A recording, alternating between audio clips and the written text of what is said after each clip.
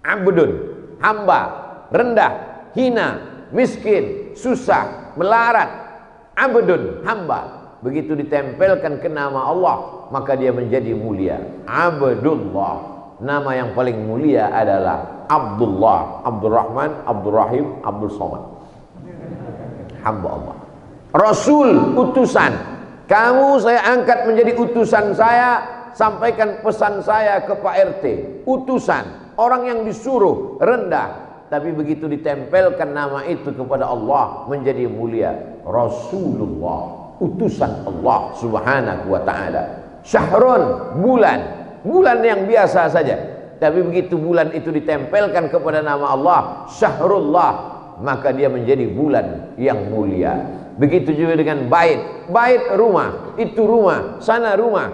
Tapi begitu rumah itu ditempelkan dengan nama Allah, Baitullah, maka rumah itu menjadi mulia. Baitullah bukan Allah berdiam di dalamnya. Baitullah maknanya dia menjadi mulia karena dimuliakan oleh Allah subhanahu wa ta'ala. Bangunan yang pertama adalah masjid.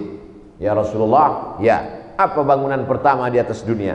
Inna awwala baiti wudi'a linnas. Bangunan pertama yang dibangun di atas permukaan bumi. Inna awwala baiti wudi'a. Bismillahirrahmanirrahim. Alladzi bi Bakkah, yang berada di kota Bakkah. Nama lainnya Makkah, nama lainnya Ummul Qura. Itulah dia Masjidil Haram. Setelah itu di mana lagi ya Rasulullah? Masjidil Aqsa. Kam bainahuma arba'un, 40 tahun. Bangunan pertama masjid, bangun yang kedua masjid. Bangunan pertama dibangun setelah keluar dari tanah suci Makkah, juga adalah masjid, Masjid Quba. Bangunan pertama yang dibangun setelah Nabi hijrah, juga masjid, bangunan Masjid Nabawi. Bangunan pertama yang dibangun sahabat Nabi setelah keluar dari Makkah Madinah, bangunan pertama di Afrika Utara ketika Amr bin As sampai ke Fustat. Sekarang Fustat berubah menjadi Kairo. Bangunan pertama adalah masjid yang dibangun sahabat Nabi, namanya Amr bin As. Itulah dia Masjid Amr bin As. Kalau mau sholat tarawih di Masjid Amr bin As malam 27 Ramadan, masuknya mesti zuhur, booking tempat zuhur, baru bisa dia buka di situ langsung sholat tarawih. Waktu itu imamnya Syekh Muhammad Jibril di Masjid Amr bin As. Saking kan orang ingin mengambil barokah, sahabat Nabi yang sudah dijamin radhiyallahu an, tapi tetap ingin bangunan pertama yang dia bangun adalah masjid. Maka sultan-sultan, raja-raja, penguasa membangun masjid. Tidak ketinggalan Presiden Insinyur Soekarno membangun Masjid Istiqlal di awal-awal kemerdekaan. Kalau ada orang membangun masjid di zaman sekarang sebesar, semegah, sehebat itu, biasa. Masjid terbesar se-Asia Tenggara. Begitu arsitek-arsitek bule masuk ke dalamnya, mereka tercengang, terkejut. Kenapa? Tiangnya banyak sekali. Hebat masjid, megah. Maka mereka ingin tercatat sebagai orang yang membangun masjid. Sampai hari kiamat amalnya tidak pernah putus. Perumahan-perumahan, developer-developer, setiap developer membangun masjid. Walaupun non-muslim, mereka tetap bangun masjid. Kenapa? Karena diwajibkan pemerintah sebagai fasilitas umum. Maka ini semua adalah keinginan manusia. Kalau dia takut kepada Allah, dia beriman kepada Allah, dia merasa sholatnya putus, dia merasa puasa Senin Kemisnya putus, dia merasa bacaan Yasinnya, tahtim tahlilnya putus. Tapi ada yang tidak putus sampai hari kiamat. Apa dia? Membangun masjid. Maka kita mesti tanamkan dalam hati, jangan mati sebelum bangun masjid. Mudah-mudahan kita sebelum mati sempat bangun masjid. Ustaz Somad sudah bangun masjid. Itu berapa banyak peletakan batu pertama yang saya lakukan. Saudara yang dimuliakan Allah Subhanahu wa taala, tentunya kita tidak sama seperti Nuri Khattab, orang di Kairo kaya. Bapak Ibu nanti kalau pergi umroh, insya Allah COVID berakhir kita bisa umroh, amin. Sampai di Kairo ada masjid kubahnya warna hijau, Masjid Nuri Khattab.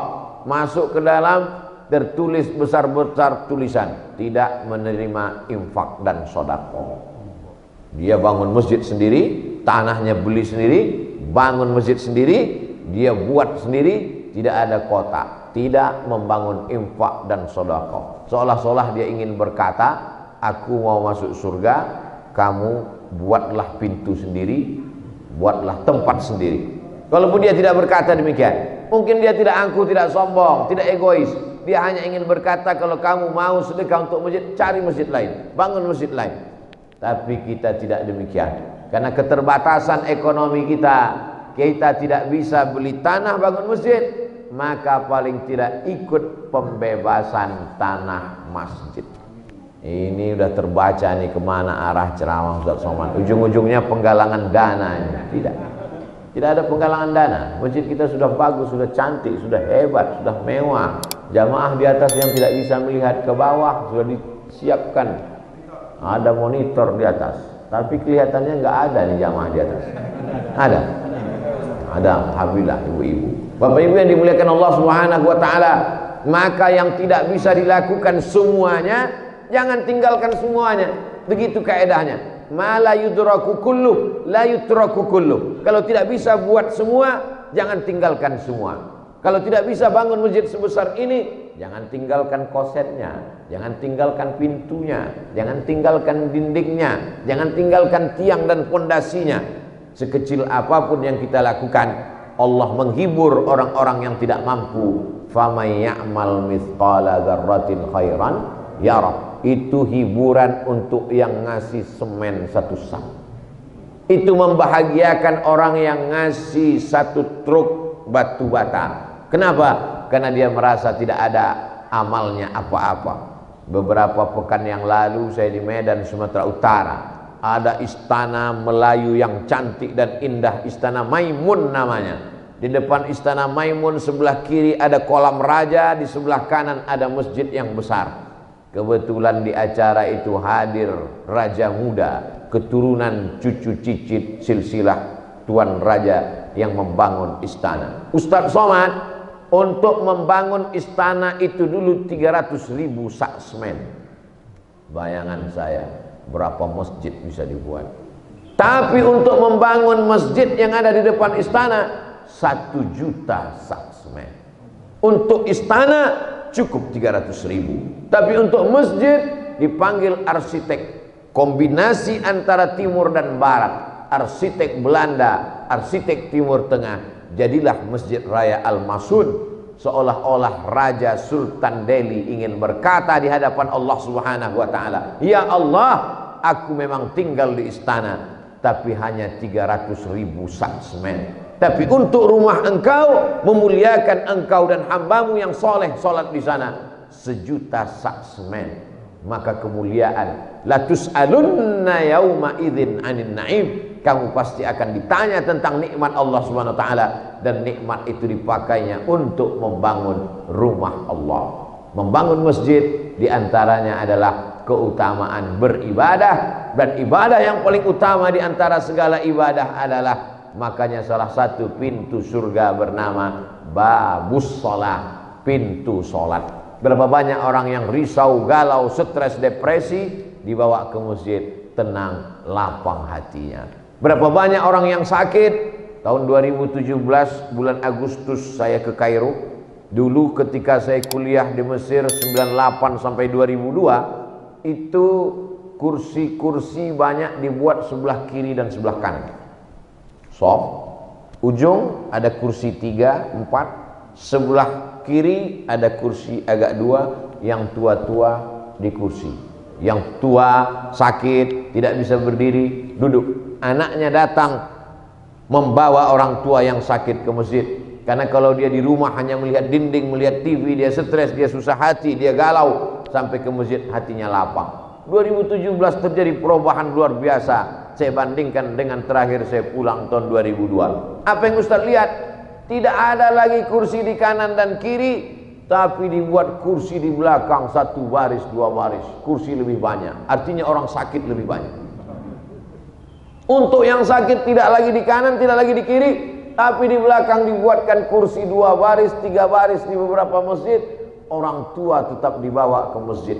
Anak yang berbakti kepada orang tua bukan berarti orang tua diletakkannya di atas kasur, dikasih bubur, dikasih pisang, dikasih jeruk, dikasih makanan, di depannya dibuatkan TV. Bukan seperti itu. Bawa dia ke masjid karena dia ingin berjumpa dengan sahabat-sahabatnya. Dia merasa sakit dialah yang paling parah, dia merasa dialah yang paling susah. Tapi setelah sampai di masjid, dia lihat ada orang yang lebih sakit. Oh, ternyata aku sakit, tapi ada orang yang lebih sakit daripada aku. Lapang dadanya. Kita ini melihat hidup ini tergantung membandingkan dengan siapa. Orang yang punya mobil mahal 2 miliar merasa Tuhan tidak adil. Betapa tidak adilnya Tuhan, kata dia. Kenapa? Karena dia mendongak ke langit melihat temannya punya pesawat pribadi. Tapi ketika dia lihat ke bawah, maka Allah menyuruh kita melalui Nabi Muhammad SAW, unzur ila man huwa asfala minka, lihatlah orang yang berada di bawahmu, maka akan datang syukurmu kepada Allah Subhanahu wa ta'ala. Datang ke masjid, kita sedang mensyukuri nikmat Allah. Datang ke masjid, sedang merasakan kelapangan hati, kepuasan spiritual. Jangan larang orang tua ke masjid. Perempuan bagaimana Ustaz? La tamna'u ima Allah masajid Allah. Jangan kamu larang perempuan untuk datang ke rumah Allah. Hadis sahih. Tapi katanya perempuan lebih baik di dalam rumah, lebih baik di dalam kamar, lebih baik di dalam tempat yang sempit di dalam kamar. Betul. Ketika terjadi fitnah, maka perempuan lebih baik di dalam kamar, lebih baik di dalam rumah, lebih baik di dalam tempat sempit di dalam kamar. Di Palestina, perempuan tidak ke masjid karena takut ditangkap tentara Zionis Israel. Tapi di lingkungan kita, apa ada tentara Israel yang sudah siap menunggu di balik pagar? Tidak ada. Maka perempuan tetap ke masjid. Perempuan sebaik-baik sop laki-laki di depan, sebaik-baik sop perempuan di belakang. Kenapa sebaik-baik sop perempuan itu perempuan yang paling belakang? Karena perempuan yang paling belakang itulah yang paling jauh dari laki-laki. Sebaik-baik sop laki-laki yang paling depan, karena laki-laki yang di depan inilah yang paling jauh dari perempuan. Laki-laki yang di depan paling jauh dari perempuan. Perempuan yang paling belakang paling jauh dari laki-laki. Itulah sop yang paling bagus. Tapi di masjid kita, laki-laki berada di lantai dasar, perempuan sampai tak nampak sama sekali.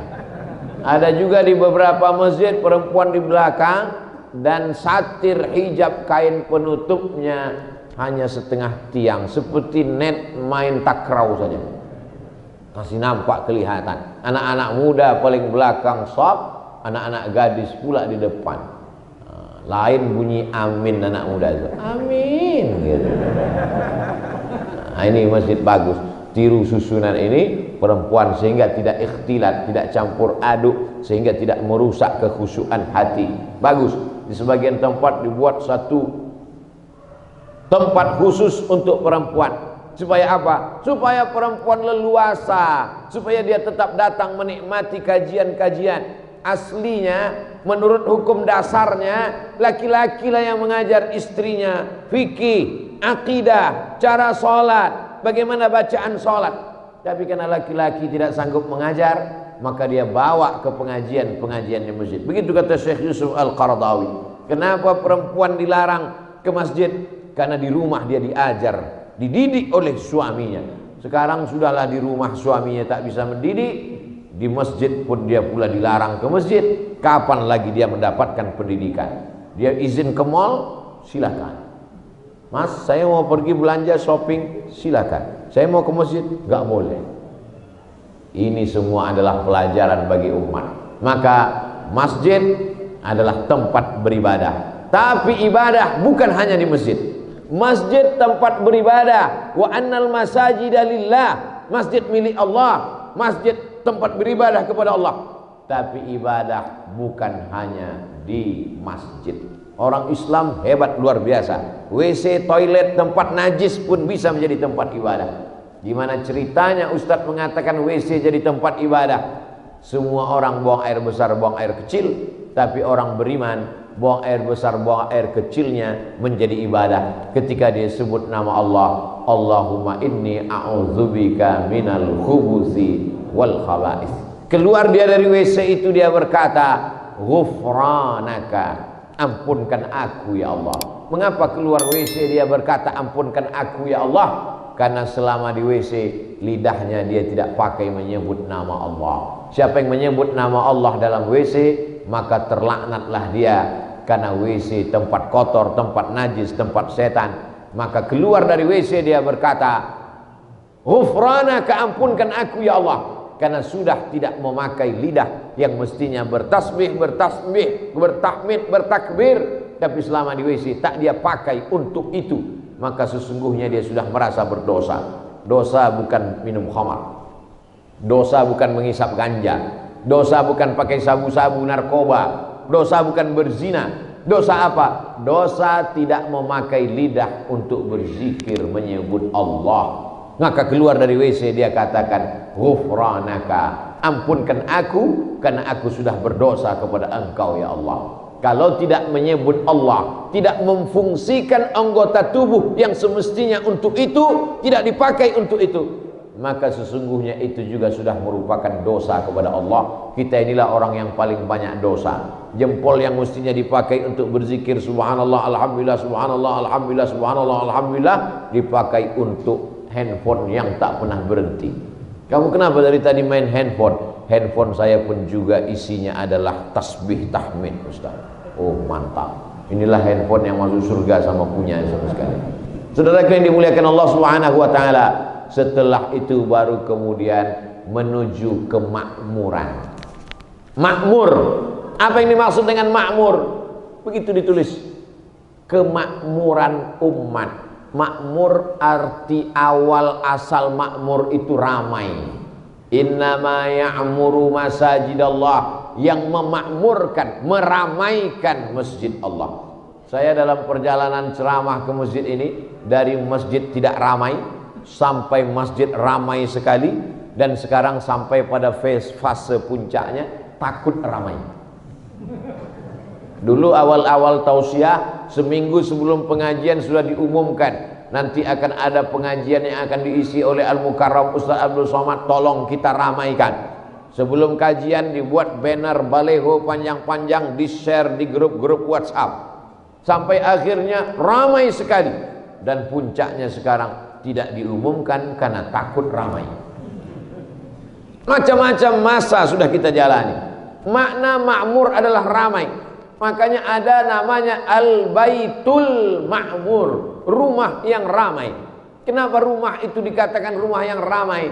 Karena satu hari malaikat masuk 70.000, besok 70.000, lusa 70.000, kemarin 70.000, hari ini 70.000. Sejak rumah itu diciptakan sampai hari kiamat, setiap hari malaikat tawaf 70.000. Dan yang ikut tawaf hari ini tidak keluar esok, yang ikut esok tidak keluar lusa sampai hari kiamat. Maka rumah itu ramai sekali. Letaknya persis tepat di atas Ka'bah. Kalau dijatuhkan batu kerikil ke bawah, maka jatuh di atas Ka'bah. Ketika Nabi Adam alaihissalam turun ke bumi, Adam rindu melihat Al-Baitul Ma'mur, rumah yang ramai itu. Maka dia rindu ingin seperti itu. Allah perintahkan kepada Jibril untuk membangun Ka'bah tepat di bawah Al-Baitul Ma'mur. Di atas ramai, di bawah ramai.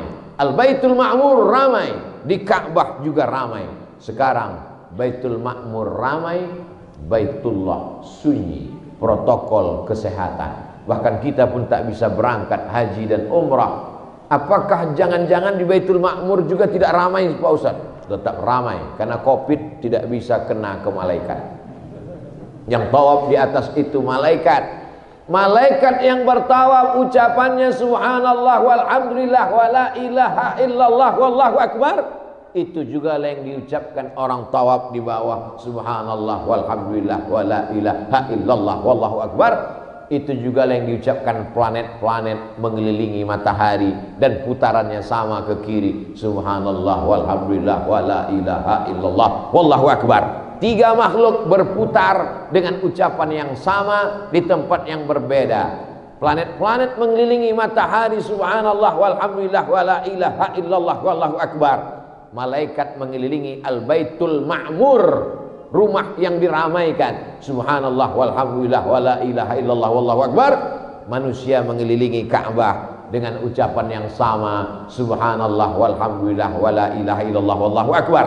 Makanya ucapan yang baik bagi orang yang tidak bisa berkeliling sama sekali, subhanallah walhamdulillah wala ilaha illallah wallahu akbar. Kalimatani, dua kalimat, khafifatani alal lisan, ringan di lidah, tsaqilatani fil mizan, berat pada timbangan mizan amal soleh, habibatani ilar rahman, paling disukai Allah, subhanallah wa bihamdihi subhanallahil azim, subhanallah wa bihamdihi subhanallahil azim, subhanallah wa bihamdihi subhanallahil azim. Dulu orang takut pergi ke Makkah, orang kaya tidak mau pergi haji umrah. Pak Haji, Bapak tidak berangkat haji tahun ini? Tidak Pak Ustadz, uang cukup, uang banyak, kenapa nggak berangkat? Belum hafal doa 7 putaran. Sekarang doanya sudah hafal, nggak jadi berangkat. Betapa manusia mudah sekali Allah membolak-baliknya. Makna kemakmuran pada awalnya adalah ramai, tapi makmur yang kita maksud adalah kemakmuran umat, mapan secara ekonomi. Kenapa kemapanan umat secara ekonomi dibangun di masjid? Karena jamaah yang paling solid adalah jamaah masjid. Keseimbangan antara solat dan solid. Banyak orang solat tapi tak solid, banyak yang solid tapi tak solat. Kita ingin jamaah ini solat dan solid. Solid dia, Ustadz Somad, di antara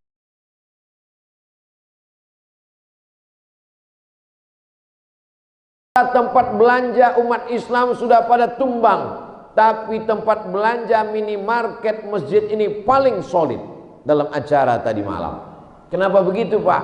Karena jamaahnya selesai sholat langsung diarahkan untuk belanja ke minimarket masjid, sehingga uang jamaah berputar di antara jamaah. Sekarang kita punya jamaah tapi duitnya dipakai orang lain. Kambing punya susu, sapi punya nama. Susu apa? Susu sapi, padahal yang punya kambing. Apa maknanya? Jamaahnya punya kita, sholatnya tempat kita, tapi duitnya dipakai oleh orang lain. Masjidnya masjid kita, jamaahnya jamaah kita, air minumnya punya orang lain. Kecuali masjid kita, air minumnya punya kita, santri. Dapatkan di toko terdekat, sekaligus endorse. Jamaah yang dimuliakan Allah Subhanahu wa taala. Jadi masjid bukan hanya untuk mencari akhirat, masuk surga, dapat naungan di padang mahsyar. Masjid juga tempat umat untuk memasarkan dagangannya. Oh, Abdul Somad mengajak orang jualan di masjid. Bukankah Nabi mengancam, la arbahallahu tijaratahu, siapa yang jualan dalam masjid, semoga Allah tidak memberikan keuntungan para dagang bisnisnya. Bukan menjual barangan dagang dalam masjid.